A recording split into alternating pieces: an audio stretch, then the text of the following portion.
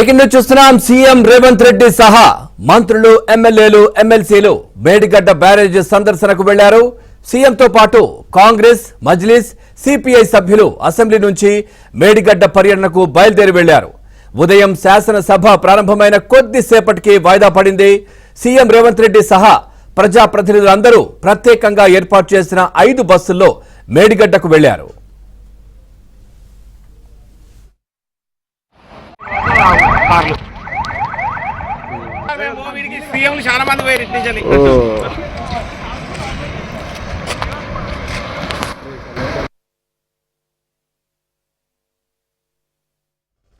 ఇక అక్కడ కాళేశ్వరం ప్రాజెక్టు నిర్మాణ లోపాలు, సాగులోకి వచ్చిన కొత్త ఆయకట్టు తదితర అంశాలపై సాగునీటి శాఖ మంత్రి ఉత్తమ్ కుమార్ రెడ్డి ప్రజాప్రతినిధులకు పవర్ పాయింట్ ప్రజెంటేషన్ ఇవ్వనున్నారు. కాగా సీఎం పర్యటన సందర్భంగా భద్రతను కట్టుదిట్టం చేశారు. గ్రే హౌండ్స్ పోలీసులు అణువణువు తనిఖీలు చేస్తున్నారు.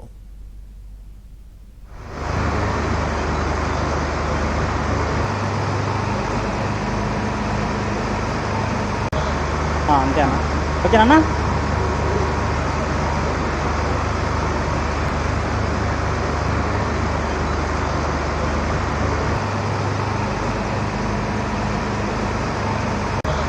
అంతేనా?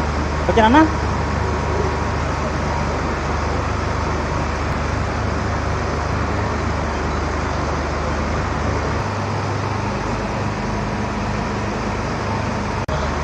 అంతేనా?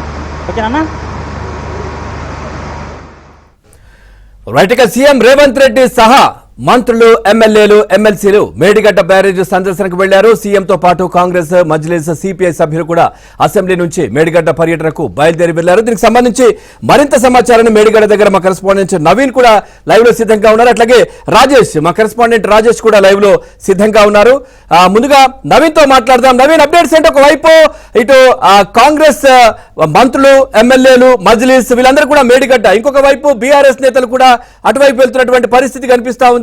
ఏదైతే పూర్తిగా అంటే ప్రాజెక్టులో లోపాలు జరిగాయి, ఈ లోపాలు మొత్తం కూడా అంటే ఈ ప్రాజెక్టులో చాలా అవినీతి జరిగింది అనే విషయాన్ని ఇటు కాంగ్రెస్ నేతలు పూర్తిగా పవర్ పాయింట్ ప్రజెంటేషన్లో ఇటు అక్కడికి వచ్చేటటువంటి ఎమ్మెల్యేలకు కావచ్చు, ప్రజలకు వివరించే ప్రయత్నం చేసే అంశాలైతే కనిపిస్తా ఉన్నాయి. అప్డేట్స్ ఏంటి? అక్కడ ఎలా ఉంది పరిస్థితి?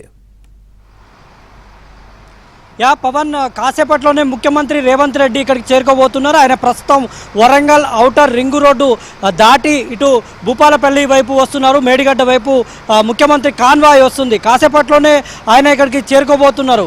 అయితే ఈ వివాదానికి కారణమైనటువంటి అసలు ఈ కాళేశ్వరం కుంగినటువంటి ప్రాంతంలో మనం ఎక్స్క్లూజివ్గా రిపోర్ట్ చేస్తున్నాం. మనం చూడవచ్చు అసలు ఈ రాష్ట్ర ప్రభుత్వానికి అంటే గత రాష్ట్ర ప్రభుత్వానికి ఈ రాష్ట్ర ప్రభుత్వానికి మధ్యన ఉన్నటువంటి అసలు కాళేశ్వరం ప్రాజెక్టు కుంగినటువంటి ఘటన ఇదే కారణం. మనం చూస్తూ ఉన్నాం ఏ విధంగా ఇది పియర్ నెంబర్ 20, ఇది పియర్ నెంబర్ 20 ఏ విధంగా కూలిపోయి మధ్యన సొరంగం లెక్క ఒక సొరికెల మాదిరిగా మొత్తం కూలిపోయి పగిలిపోయి కిందికి దిగిపోయినటువంటి దృశ్యాలను నేను మీకు ఎక్స్క్లూజివ్గా ప్రత్యక్ష ప్రసారం ద్వారా వివరిస్తున్నాను. ఇది అక్టోబర్ 21వ తారీఖు రాత్రినే ఈ పిల్లర్ భారీ శబ్దంతో కుంగిపోయింది. అప్పుడు ఇంతవరకు కూడా వాటర్ మొత్తం కూడా ఇప్పుడు మనం చూసేటువంటి భాగమంతా కూడా గోదావరి రివర్లో ఉంటుంది. రివర్లో వాటర్ పూర్తి స్థాయి వాటర్తో నిండి ఉంది. ఇదంతా గేటు మనకు కనిపించేదంతా కూడా క్లోజ్ చేయబడినటువంటి గేటు.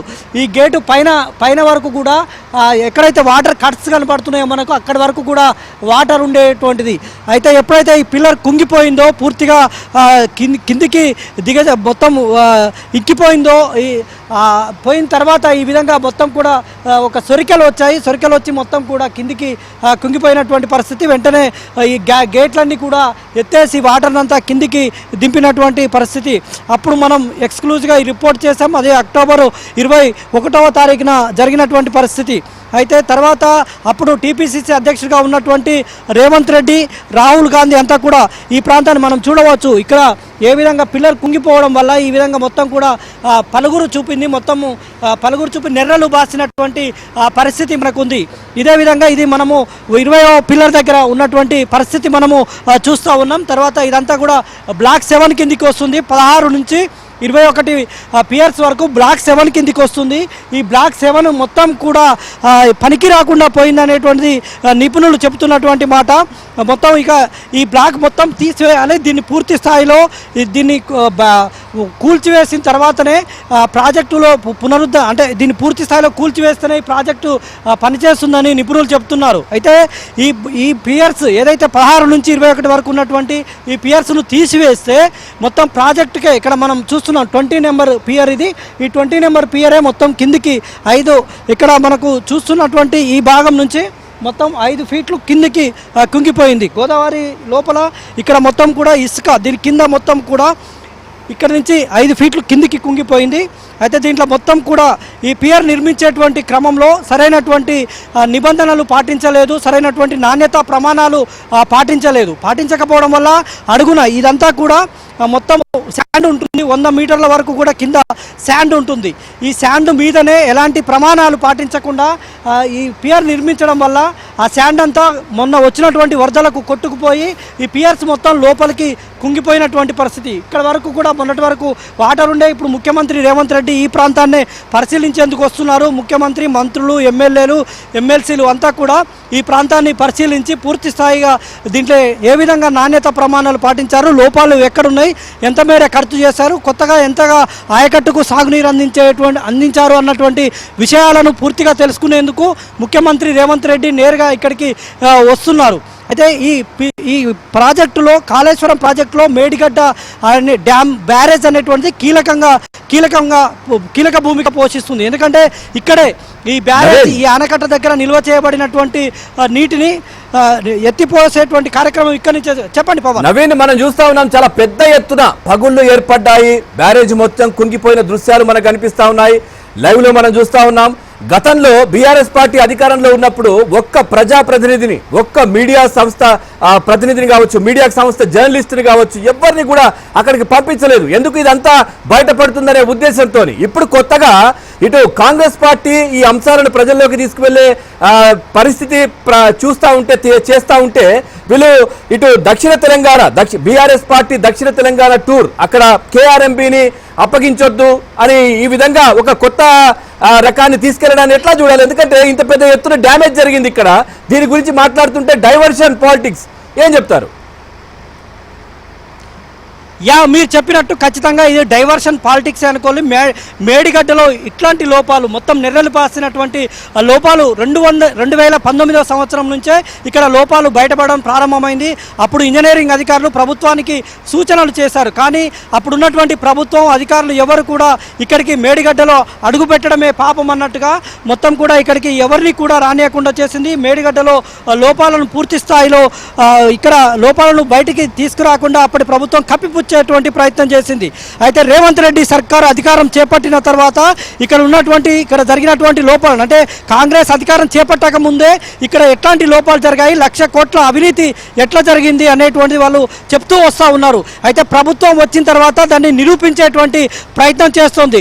ఈ క్రమంలోనే బీఆర్ఎస్ పార్టీ కేసీఆర్ ప్రభుత్వం ఈ కాళేశ్వరం స్కామ్ను తప్పుదారి పట్టించేందుకు కేఆర్ఎంబీ నీళ్లు అంటే కృష్ణా జలాల వివాదాన్ని తెరపైకి తీసుకొచ్చారు. ఆ కృష్ణా జలాల వివాదాన్ని తెరపైకి తెస్తే ఇది సైడ్ ట్రాక్ పడుతున్నటువంటి డైవర్షన్ అనేటువంటి కేసీఆర్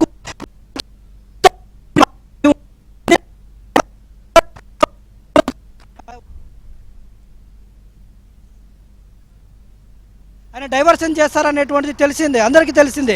అందులో భాగంగానే దీన్ని కూడా కాళేశ్వరంలో ఇంత పెద్ద అవినీతిని బయటకు తీస్తున్నటువంటి అంటే రేవంత్ రెడ్డి ప్రభుత్వం అధికారం చేపట్టిన తర్వాత ఇవన్నీ కూడా కాళేశ్వరంలో అప్పుడు జరిగినటువంటి లోపాలు, అవినీతి అంతా బయటకు వస్తుందని భయపడినటువంటి నేపథ్యంలోనే ఇప్పుడు కేఆర్ఎంబీ దీన్ని తెరపైకి తీసుకొచ్చి ఇవాళ నల్గొండలో సభ కూడా నిర్వహిస్తున్నారు. ఈ పూర్తిగా కాళేశ్వరం ప్రాజెక్టును డైవర్షన్ చేయడానికి అన్నటువంటి చర్చ అయితే జరుగుతుంది. మనం చూస్తూ ఉన్నాం ఇక్కడ ఇప్పుడు మనం 7th బ్లాక్లో ఉన్నాము. 7th బ్లాక్లో కూడా ఇప్పుడు మనం ఇంతకుముందు 20వ ఫియర్ చూసాం. ఇది 21, 22వ ఫియర్స్ ఇవి కూడా కుంగినట్టుగా ఇంజనీరింగ్ అధికారులు నిర్ధారించారు. ఇదంతా కూడా ఇక్కడ దీనికి నీళ్లు ఇటువైపు రాకుండా ఒక కాఫర్ డ్యామ్ నిర్మించేటువంటి ప్రయత్నం అయితే చేస్తూ ఉన్నారు. ఇదంతా కూడా కాపర్ డ్యామ్ నిర్మించి ఇటువైపు నీరు రాకుండా కాపర్ డ్యామ్తో అడ్డుకట్ట వేసి ఈ పియర్స్ని అన్నింటినీ పునర్నిర్మాణించాలనేటువంటిది ఏదైతే ఇంజనీరింగ్ చేస్తూ ఉంది ఇక్కడ కాపర్ డ్యామ్ దగ్గర. ఈ కాపర్ డ్యామ్ దగ్గరలోనే ముఖ్యమంత్రి రేవంత్ రెడ్డి మంత్రులు వీళ్ళంతా కూడా వచ్చి ఇక్కడ పూర్తి స్థాయిలో పర్యటన చేస్తారు. పూర్తి స్థాయిలో క్షేత్రస్థాయిలో ఇది గోదావరి నది మహారాష్ట్రకు ఆనుకొని ఉన్నటువంటిది తెలంగాణ ప్రాంతం. ఇప్పుడు ఇటువైపు మహారాష్ట్ర ఈ ప్రాంతం మహారాష్ట్ర నుంచి రైతు కొనుగోలు చేసిన తర్వాత ఇక్కడ చూడొచ్చు మనం ప్రధానంగా ఇది ఏ విధంగానైతే అసలు ఈ పిల్లర్ మొత్తానికే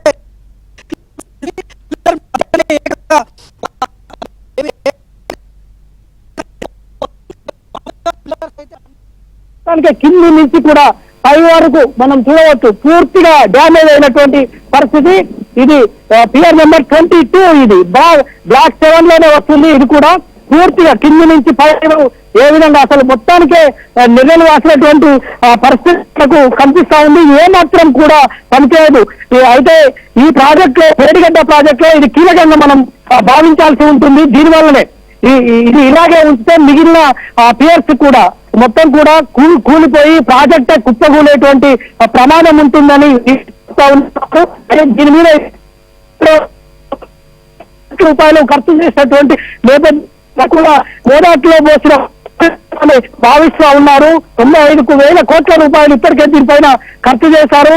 అయితే ఇవన్నీ కూడా కొత్తగా కాళేశ్వరం ప్రాజెక్టు లో ఈ మేడిగడ్డ తర్వాత అన్నారం బ్యారేజీ, సుందిల్ల బ్యారేజీ ఇవన్నీ నిర్మాణం చేసిన తర్వాత కొత్తగా ఆయకట్టు ఇచ్చింది మాత్రం కేవలం 1,00,000 ఎకరాలే. 1 కోటి ఎకరాల మాగాణిని తయారు చేస్తానని అప్పుడు ముఖ్యమంత్రి కేసీఆర్ దాని 1 కోటి ఎకరాల మాగాణి తయారు చేస్తాం, దాంతోపాటే మొత్తం కొత్తగా ఆయకట్టుకి ఇస్తాం, కాళేశ్వరం ప్రాజెక్టు నిర్మించి కొత్తగా 1 కోటి ఎకరాలకు ఆయకట్టు ఇస్తామన్నారు. కానీ ఇంత ఖర్చు చేసి 95,000 కోట్ల పైచలకు రూపాయలు ఖర్చు పెట్టి కేవలం 1,00,000 ఎకరాలకు మాత్రమే కొత్తగా ఆయకట్టును చూపించారు. ఆ ఆయకట్టును మాత్రం లెక్కల్లోనే చూపించారు, కానీ అది పూర్తి స్థాయిలో ఎక్కడ కూడా బయట కనిపించినటువంటి పరిస్థితి ఉంది. మనం చూస్తున్నాం ఇక్కడ నుంచి ఇప్పుడు మనకు కనిపించేటువంటి పియర్స్ అన్ని కూడా మహారాష్ట్ర వైపు ప్రారంభమైనవి. ఇక్కడ నుంచి తెలంగాణ వైపు ఇటువైపు మొత్తం కూడా పియర్స్ మొత్తం ఉంటాయి.